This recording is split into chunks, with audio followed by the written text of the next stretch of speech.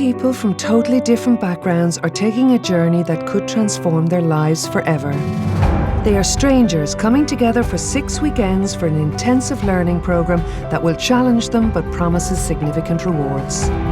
Each of them will have to overcome the fears that have held them back all their lives or risk being written off. Coming up, the group take on a DIY challenge with a special Big Brother guest. Craig Phillips from the winner of the first Big Brother. It took about an hour and a half to make a list for a bit of shopping. And disagreement starts to spill over at the first group meal. And then why are you saying there's not and this way? No, there's not. There's not. There was any. It's the beginning of the second weekend for our 8 students embarking on this 6-weekend programme to enrich their lives. Well, I would be very much the type person, once I start, I'll finish. Whether I like it or whether I don't like it, I would see everything through to the end. Anna Hearn was a successful businesswoman who managed to cover up the fact that she had literacy difficulties for 30 years, but she is determined to deal with it now. I met them all last weekend and they're really, really a nice bunch. For one of the students, the decision to return for the second weekend was in the balance. I wasn't going to go back. I'm going back now though. I was just a bit down about going back and leaving the kids and that, you know, but I'm determined to do it, like, so. Thomas is not just doing this course for himself. He has 3 young children and he wants to be able to support them more in their daily lives. It's a horrible feeling, like, when my little kid comes up, like, and asks me to read a book, or I end up getting a hold to read a book out for me, like.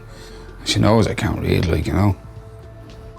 All 8 students have travelled from far and wide to attend the workshops at Moy Valley in County Kildare, where they live and work together. But some have journeyed from even further afield. I'm not feeling nervous like last week.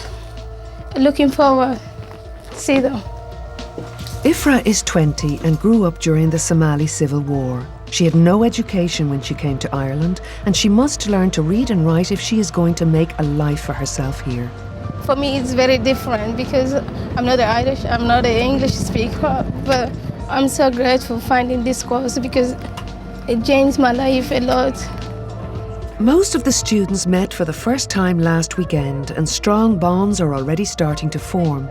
But for mother and son, Anne and Peter, the bond has always been there. We don't really have the usual mother-son relationship. It's kind of a love-hate relationship. I can't stand him and he loves me. She's the exact same as me, like she can't read, write or spell as well, so it'd be good for the 2 of us. And at the same time we can have a laugh, like, when we're finished it and that. It's really good. It's a cold Friday night at Moy Valley Hotel as the second weekend begins. You thought last weekend was great? You haven't seen anything yet. Wait till weekend. All right? So welcome back. Most of the students are keen football fans, and as the course takes place at the weekends, Bobby and Kathleen have devised a way of working the fixtures into the weekend structure. You write down who you predict is going to win, and then we'll check it on Sunday, see how many you got right. West Brom, that sounds familiar. Yeah. West Bromwich out. I go for West Brom there as well. Yeah, so will I. This week I kept spelling Catherine's name, the wife's name, and Brendan's name in my head. Like when I spelled it, I didn't tell her I learned how to spell the name until the morning. I was sitting in the lorry, she was going to work at 5:30. I just sent her a little text message, "How are you, Catherine?" And she rang me straight away, she was over the moon. She couldn't believe it. She said to me, "You actually can spell me now," and I said, "I can." It's all good at the moment. I'm very happy to be back again this week. Brilliant. Good stuff. Do you remember last week we asked you to bring in a photograph or a personal object? So what you're going to do is sit in pairs and you have to tell the person beside you why you brought this object or what this object or picture means to you, right? So the object of this is, have you listened to what the person beside you has told you? This is the judge. It's Italian judge because Somali 100% is Muslim and we don't have Christians. You know, my country was being war for like almost 20 years now. I think it's very difficult because now, example, I have money and I dress and I just think, oh, what am I going to wear tomorrow? But in Somalia, you're not even able to have one small necklace because may you die for that necklace. Somebody will say, give it to me. Or they don't even say, give it to me. They just shoot you and take it out from you. With Somalia ravaged by civil war, Ifrah made the perilous journey through her country and across the border to Ethiopia in the hope of escaping the conflict at the tender age of 16. I get here with a guy, he bring me to Ireland, and I didn't know anything on anybody in Ireland.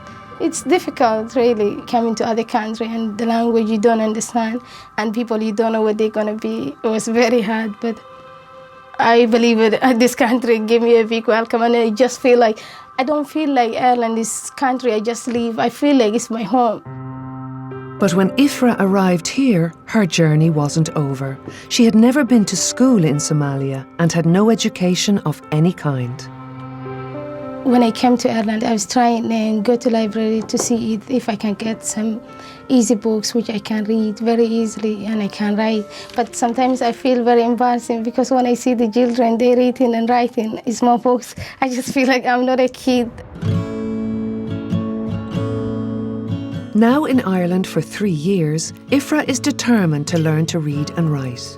Her dream job would be to work as a nurse with the elderly, but in order to do this, she needs to get an education. I just feel like if I try hard and study, I will get what I wanted. And I think that's what I'm doing. This is a picture of Aviva's country before the war. Okay. And what country is Ifrah from? Somalia. Somalia, right. And she drinks the milk from the camels in this vase. And it makes her happy by bringing these pictures and stuff. Because she misses her country. Isn't that right? Yeah.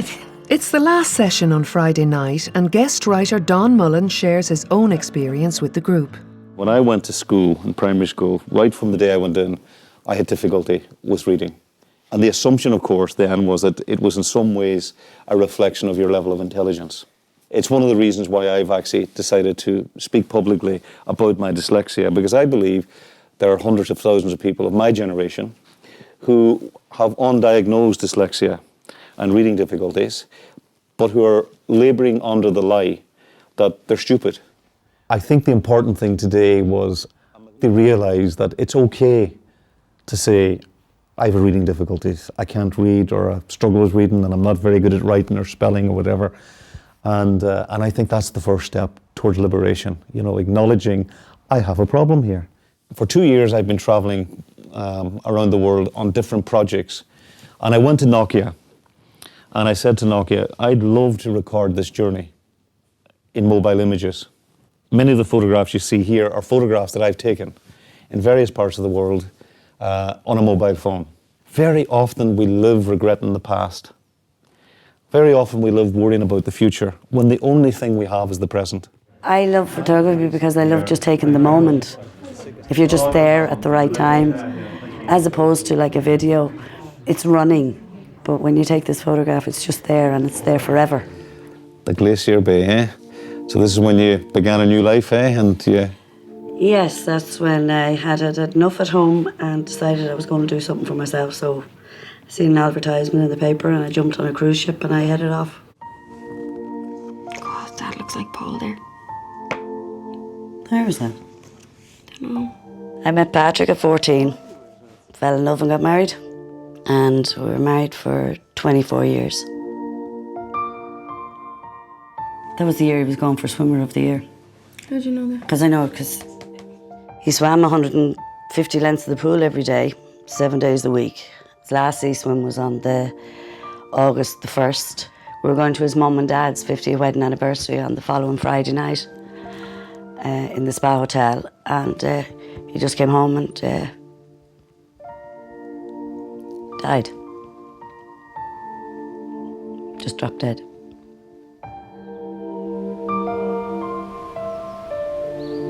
But Mum's had a very, very tough 4.5 years when you all of a sudden have to start worrying about your parents and you see them as humans and you see them, you know, that their hearts can break or they can go through stuff.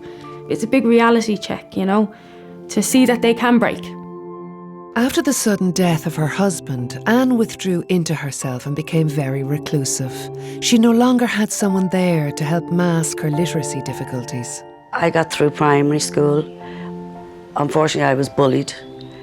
And I went on then to secondary school. And there I found it very difficult with so many classes. I left at 14 and I started hairdressing. I opened my own salon then and I was 22. I just hired a bookkeeper to do the wages and hired a chartered accountant to do the end of year books. So you just hired everybody.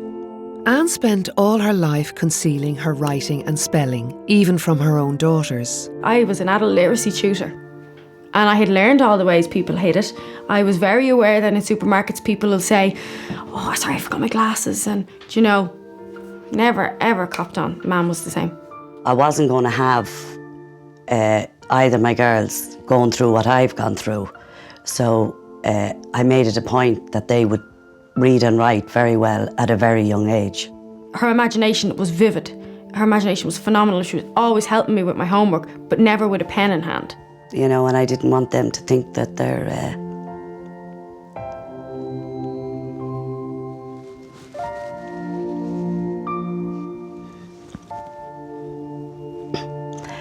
I just didn't want them to think that the mother was stupid. So now, after 30 years of ignoring it, Anne has decided she can't let it hold her back any longer. Yeah, so Moy. M-O-Y. She's such a capable woman in all other areas of her life that this was something that was holding her back. And now I think she's in the process of conquering it, so. There's a lot of things out there to be done, so let's have a go with them and see what happens, see what turns up. It's a wet Saturday morning and the group are taken to a mystery location for a DIY challenge. I'm going to introduce you to Joan. Joan is the catechist for the local parish here. This school hall here is belongs to the parish and she's going to say what they're hoping to use it for. This building has been in Ballina Parish since 1852 and it has seen many transformations over the years. We're looking for something that's just light and inviting and a place where people will like to come and gather. It's a difficult task. They have to paint the room, they have to do up the room within a given time. They also have to go and buy the things. For anybody doing this task, it's going to be difficult. But for the fact that people have literacy and numeracy difficulties, it's that extra bit difficult. They're going to have to be able to read the instructions on a tin of paint. If there's any flat pack equipment, be able to follow the instructions. So I'm sure this activity, while they'll be under a lot of pressure, it'll also be quite frustrating. Help you, we have special guest here. Some of you may remember Craig Phillips from the winner of the first Big Brother. Are you doing all right? When I was sort of 13, 14 years of age, I didn't think I'd ever get anywhere where I've got to today. I thought I'd come to a full stop and I could not just pick it up. The things the teachers were telling me, it just didn't work like that in my mind. I mean, the way my dyslexia is, when I'm trying to read something, I sort of jump ahead and get muddled up with my words. And the same with when I was adding numbers up, I'd start from the larger numbers as opposed to the smaller numbers. I'd go backwards on it. And at the time, the teachers just thought, there's something wrong with them, you know, but they didn't know what was wrong with me, so they couldn't really do anything about it.